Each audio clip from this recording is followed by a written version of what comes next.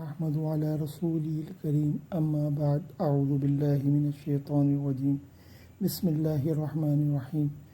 میرے بھائیوں، بزرگوں، دوستوں، میری ویڈیوز کو پسند کرنے والوں، میری ویڈیوز کو لائک کریں، شیئر کریں اور سبسکرائب کریں، ساتھ ہی بیل آئیکن کے بٹن پر کلک کریں تاکہ میری آپ کو ویڈیوز ملتی رہے۔ آج کا جو میرا بیان ہے وہ حضرت داؤد علیہ السلام کے اوپر ہے۔ حضرت داؤد علیہ السلام قوم عاد سے تعلق رکھتے تھے۔ آپ عادی کے شریف اور نیک گھرانے میں پیدا ہوئے۔ حضرت داؤد علیہ السلام اللہ کی طرف سے قوم عاد کو سچائی کا راستہ دکھانے کے لیے بھیجے گئے۔ عاد کی قوم گمراہی میں مبتلا تھی۔ طرح طرح کے برے کام کرنا، ظلم زیادتی اور لوٹ مار کرنا ان کی عادت بن چکی تھی۔ خاص کر کمزور طبقہ ان کے ظلم و زیادتی کا شکار تھا۔ غریب کاشتکاروں کی زمینیں اور ان میں پیدا ہونے والا اناج مار دھاڑ کر چھین لیا جاتا تھا۔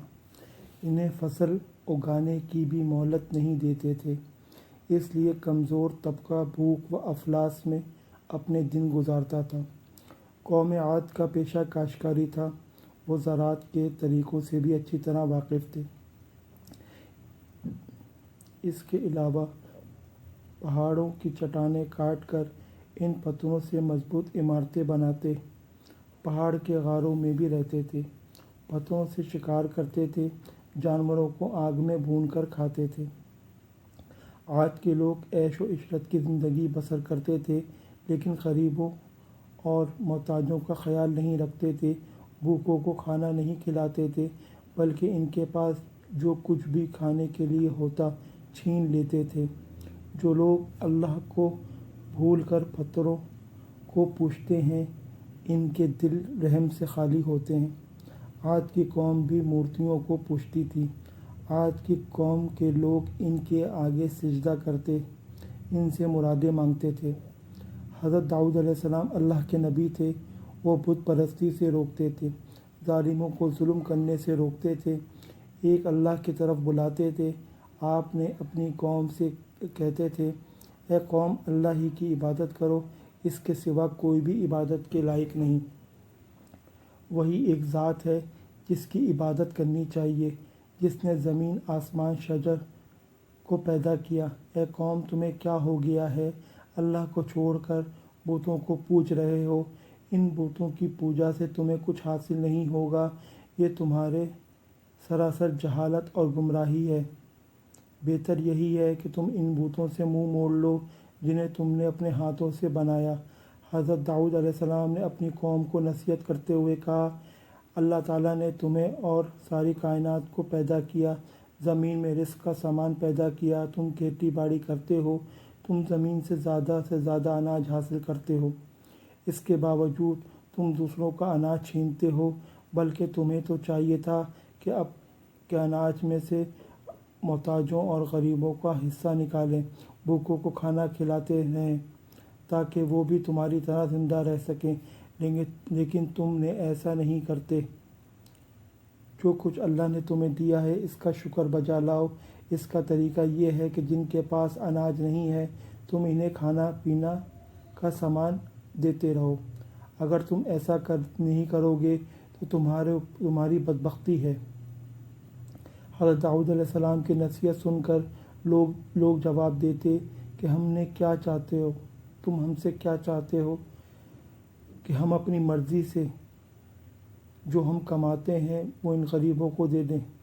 ہم کسی کو بھوکے کو کھانا نہیں کھلائیں گے۔ ہمارے پاس جتنا اناج ہوگا ہم طاقتور کہلائیں گے، ہم وہی کرتے رہیں گے جو ہمارے باپ و دادا کرتے تھے۔ حضرت داؤد علیہ السلام کہتے ہیں، مجھے اللہ نے نبی بنا کر بھیجا ہے تاکہ تم کو اچھی باتیں بتاؤں اور بری باتوں سے آگاہ کروں اور برے کاموں سے روکوں۔ اگر تم صحیح اور سیدھا راستے پر نہیں چلو گے تو اللہ کے عذاب سے نہیں بچ سکتے۔ حضرت داؤد علیہ السلام بار بار اپنی قوم کو نصیحت کرتے۔ ایک مرتبہ پھر آپ نے انہی باتوں کو دہرایا، اے قوم، میری بات مان لو، میں تمہارا بھلا چاہتا ہوں، جو کچھ میں کہتا ہوں اسی میں تمہاری بھلائی ہے۔ حضرت داؤد علیہ السلام نرمی سے سمجھاتے، کسی کمزور پر ظلم نہ کرو، کسی کا رزق تنگ نہ کرو، انہیں پیار سے سمجھاتے کہ اے قوم، میں تمہارا بھائی ہوں اور دوست ہوں، میں تم سے کچھ نہیں مانگتا، میں جو کچھ کرتا ہوں اس کا صلہ مجھے اللہ دے گا۔ قوم کا شبہ دور کرتے ہوئے کہتے، اے قوم، کیا تم یہ سمجھ رہے ہو کہ مجھ پر ایمان لاؤ گے تو تمہاری کھیتی باڑی برباد ہو جائے گی اور تمہاری عیش و عشرت میں خلل پڑے گا؟ ایسا کبھی نہ سوچو۔ اگر تم بتوں کی پوجا چھوڑ دو اور مجھ پر ایمان لاؤ تو اللہ تعالیٰ تمہارے مال اور اولاد میں برکت دے گا، تمہیں قوت عطا کرے گا۔ آپ نے اگلے زمانے کی باتیں یاد کراتے ہوئے بتایا، اے قوم، اللہ نے گمراہوں کو ہدایت کے لیے حضرت نوح علیہ السلام کو نبی بنا کر بھیجا تھا۔ اس قوم نے اللہ کی باتوں کا انکار کیا تو کس طرح اللہ کے عذاب نے انہیں پکڑا تھا۔ پھر تم میرے نبی ہونے کا کیوں انکار کرتے ہو؟ آپ نے بتوں کے بارے میں فرمایا، یہ بت جیسے تم اپنا معبود سمجھتے ہو، یہ نہ کسی کے ساتھ بھلائی کر سکتے ہیں، یہ تمہیں نقصان پہنچا سکتے ہیں، بلکہ تم خود اپنا نقصان کر رہے ہو۔ آپ نے انہیں آگاہ کرتے ہوئے کہا، اے قوم، تمہارے جھوٹے معبودوں پر نہ میں ایمان لاؤں گا اور نہ ان سے ڈروں گا۔ میرا بھروسہ اللہ پر ہے جو تمہارا اور ہمارا پروردگار ہے۔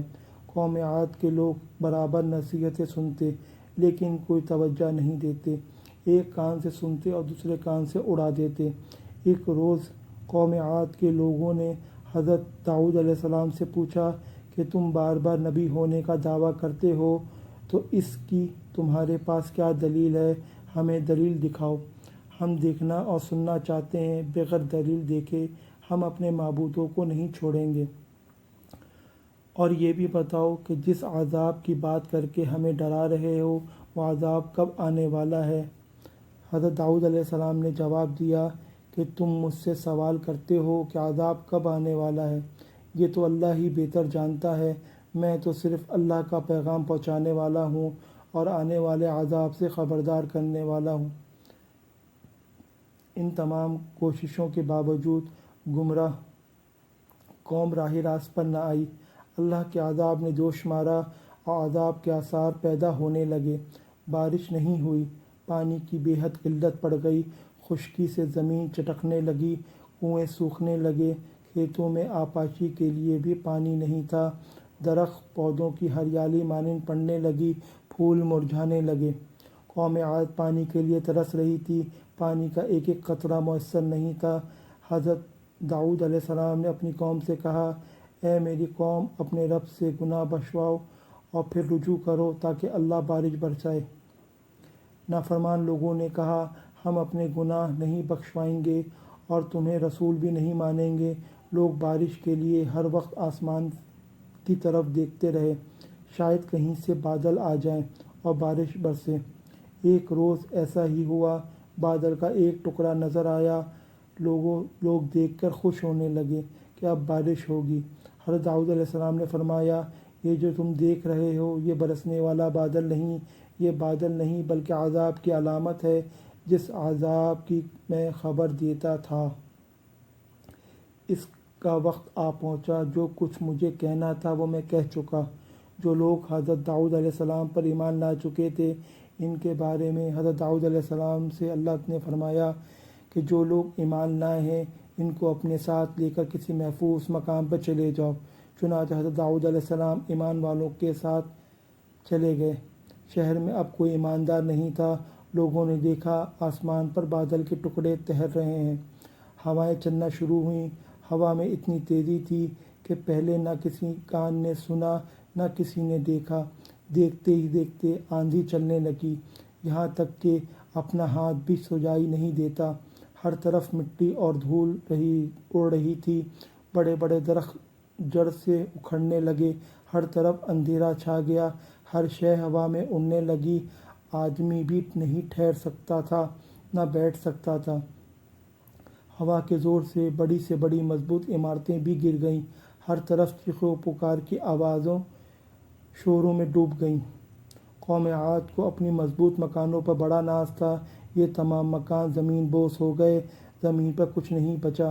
یہ آندھی 8 دن اور 7 راتیں رہی۔ جب آندھی تھمی تو لاشوں کا پتہ بھی نہیں تھا۔ عاد کی قوم نے غرور و تکبر کیا، ایک اللہ کو چھوڑ کر بتوں کو مانتے تھے، انہی سے مرادیں مانگتے تھے، نبی کی باتوں کا انکار کیا۔ جب عذاب کے دن قریب آنے لگے تو اللہ نے نیک لوگوں کو بچا لیا، گمراہوں کو عبرتناک سزا ملی۔ حضرت داؤد علیہ السلام کی عبادت کے بارے میں کچھ باتیں۔ حضرت داؤد علیہ السلام کے بارے میں حضرت عبداللہ بن عمر رضی اللہ تعالیٰ عنہ فرماتے ہیں کہ اللہ تعالیٰ کو حضرت داؤد علیہ السلام کی نفل روزے سب روزوں سے زیادہ پسند تھے۔ ان کا طریقہ یہ تھا، وہ ایک دن روزہ رکھتے اور ایک دن چھوڑ دیتے۔